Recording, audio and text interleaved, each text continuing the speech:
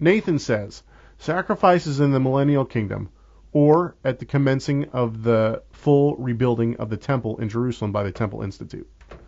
That's his question. So basically what he's saying is, it's not a question, but this is what he wanted for a topic. Basically what he's saying is, should we consider that there are going to be sacrifices in a temple before the Messiah comes? Or if the Temple Institute built a temple, would we then want to sacrifice in that? That is an excellent question, and one that I don't think can necessarily be. Yeshua, it seems we've talked about this before. Yeshua seems to have, he went to the temple, and it doesn't seem like the Shekinah was in that temple. We don't know for sure, but it certainly wasn't a valid temple. He makes that clear. It was corrupt. It wasn't what was meant to be, but he was still there. And Paul still went and sacrificed in that temple, as did the disciples, right?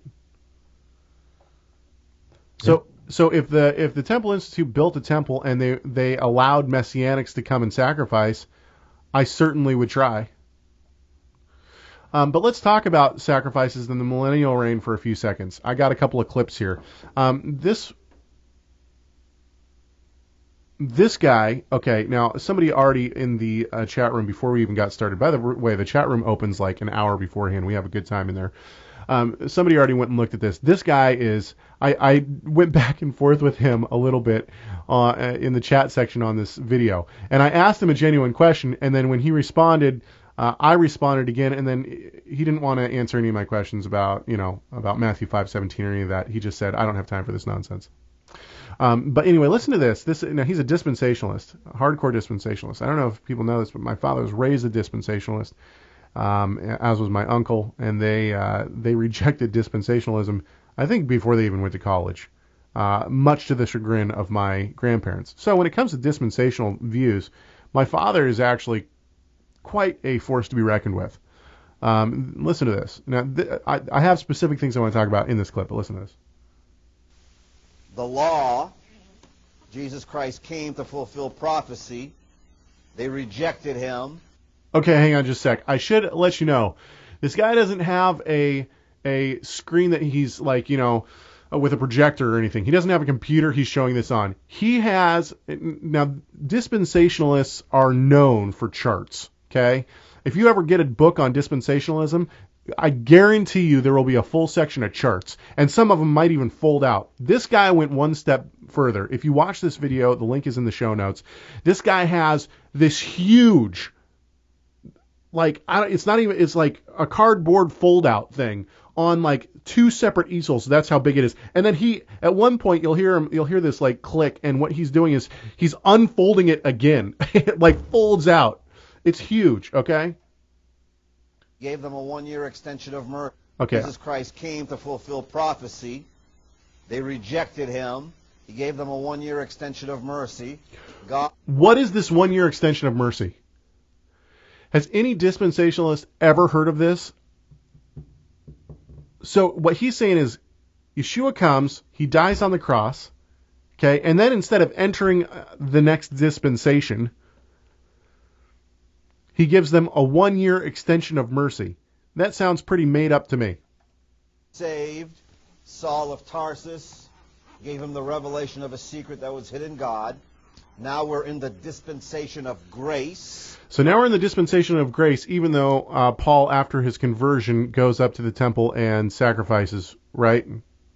Not just grace, grace. Okay. Grace. Great. Okay. The rapture Jesus. will happen, and prophecy will resume right where it was postponed here. So dispensationalism, I want to paint this picture for everyone. Dispensationalism says that God has these different dispensations, which means periods of time when different things are going on. There was a dispensation of prophecy that happened up until the time, according to the dispensationalists. I do not believe this by any stretch of the imagination. There was a dispensation. Robert says that was an impressive chart. There was this dispensation, according to the dispensationalists, up until the time Yeshua died, and was risen. That was the dispensation of prophecy. Now God basically says, okay, the Torah and prophecy and all that, it's a different dispensation, so I'm going to take that dispensation, I'm going to put it up on the shelf. I'm not going to worry about it anymore.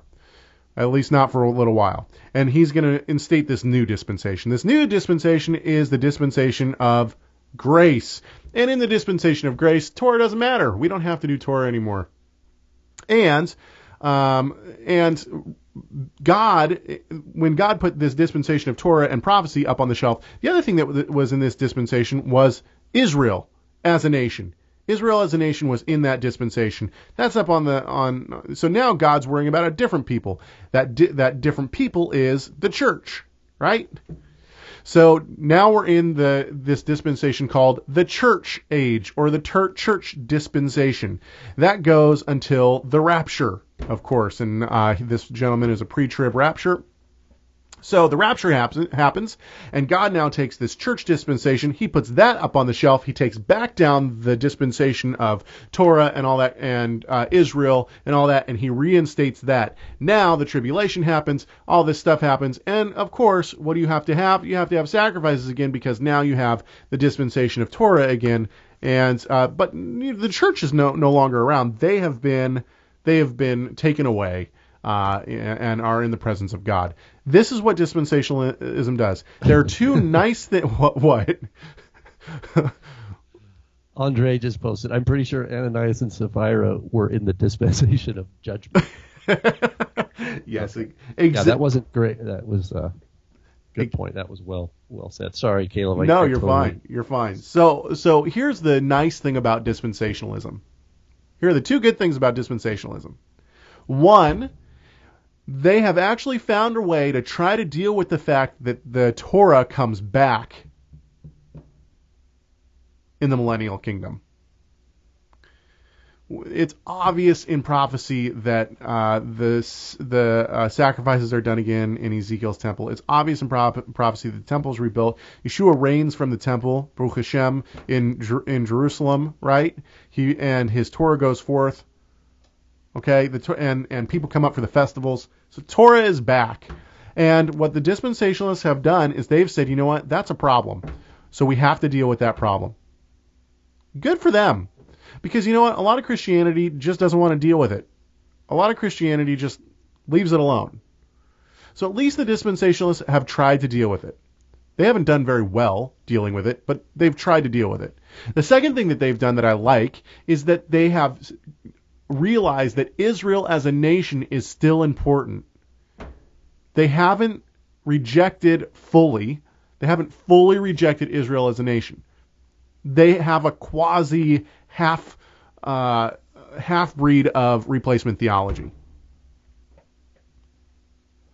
So those are the good things. The bad thing about dispensationalism are these. A, it doesn't work with Scripture. B, it's totally wrong. And C, you just don't find it in Scripture. You just don't find it in Scripture. Those are the problems. Okay, so, but if anyone knows what this year of, what did he call it? Let's find it again. Fulfill prophecy. They rejected him. He gave them a 1-year extension of mercy. If anyone knows what the 1-year extension of mercy is, let me know.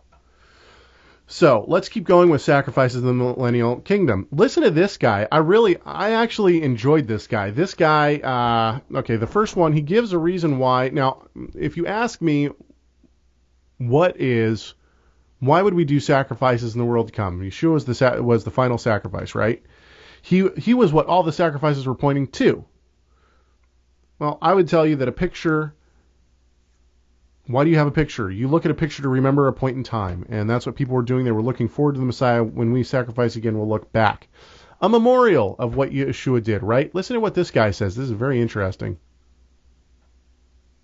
Well, to begin with, oftentimes what we do for the people that believe that there is a future temple during the millennial kingdom, and do believe that there are sacrifices within that temple, oftentimes to harmonize the sacrifices in Ezekiel with the once-for-all sacrifice of Christ, oftentimes what we'll do is we will say, oh, those sacrifices that are made in the future are memorial sacrifices. We're doing these sacrifices to remember what Christ did on the cross. The problem with that is that there is no mention, Ezekiel gives us no mention of a memorial sacrifice. In fact, the images that he gives us, the type of sacrifices that are mentioned in Ezekiel, are very similar, if not exactly the same, to the sacrifices that are presented in the book of Leviticus. Okay, so he makes a great point. I think, maybe it's not a great point, it's an okay point, which is I think that the sacrifices that will be done in the Millennial Kingdom are the exact same as the Levitical sacrifices. I don't think that there's any difference to them. So this person would probably say that Abraham, or King David, that they were saved differently. I don't know if would he he would. say that? So when they No, I don't think he would. And the reason why is because I have his answer to this, though. He believes that we will sacrifice in the Millennial Temple. Okay? Listen to his answer on this. His answer is a little bit longer, but I thought this was an interesting answer. So because there is still rebellion, because there is still sin, because there is still uncleanliness, there is necessity for the purification of the temple in a very unclean world. It's very important to realize the significance of this, because I do not believe that Ezekiel is trying to communicate the necessity of salvation through these sacrifices, but more the purification of the sanctuary and the area where the holy God is dwelling on earth. Jerry Hullinger is the one who really promotes this idea. He did his dissertation on the problem of the sacrifices in the book of Ezekiel, chapter 40 through 48, and he concludes with this.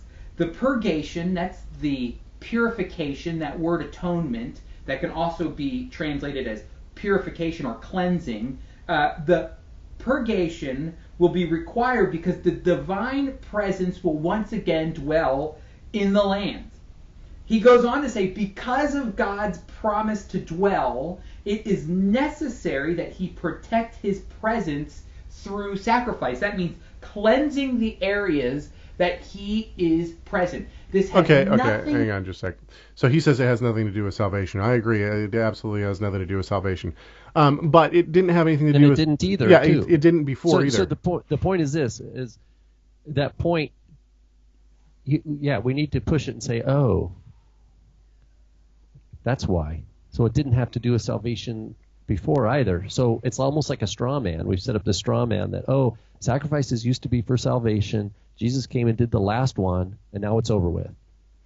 See, but this guy, I think he makes a good point about temporal cleanliness. That is one of the reasons that we will do sacrifices again in the Millennial Kingdom, is because we will be unclean. Once the temple's restored, there will be clean and unclean again. The corpse defilement will be a real thing. We will be unclean. When we come to the temple, we will have to be cleansed again. How do you become cleansed? A lot of the time you become cleansed through sacrifice. Not all the time, though. The sin offering is not given to become clean again, and this is where his theory falls short. You don't give a sin sacrifice to become ritually clean again. You bring a sin sacrifice because you've sinned. Right?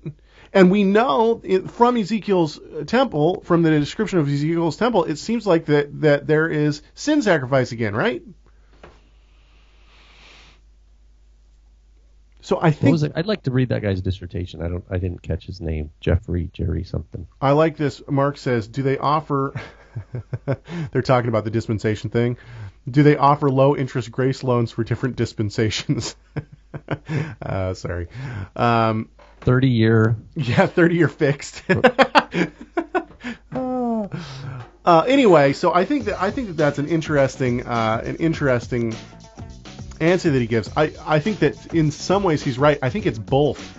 I think in one way it's a picture of what the Messiah did, and that's why we will once again have sin sacrifices.